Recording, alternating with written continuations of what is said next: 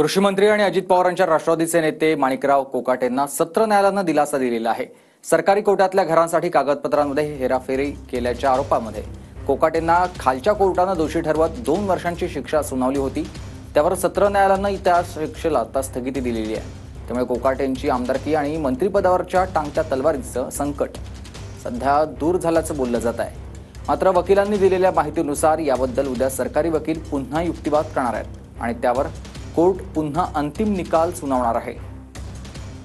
अपीलाचा final निकाल होईपर्यंत judgement आणि कन्व्हिक्शनची जी ऑर्डर आहे ती सस्पेंड केलेली आहे आणि अपीलाचा निकाल होईपर्यंत दोन्ही आरोपींना माणिकरावजी आणि त्यांचे बंधू विजयजी या दोघांनाही जामिनावर सोडण्याचा हुकूम केलेला आहे। 1 लाख रुपयाचा जामीन मंजूर केलेला आहे। मेहरबान ट्रायल कोर्टाने जे ऑब्झर्वेशन्स जजमेंटमध्ये केलेली आहेत ती काही मुद्दे त्यातले मी मेहरबान सेशन्स कोर्टाच्या निदर्शनास आणून दिले आणि ते मुद्द्यांच्यावरती आम्हाला अपील कसं चांगलं आहे ते मी मेहरबान कोर्टाला दाखवून दिलं।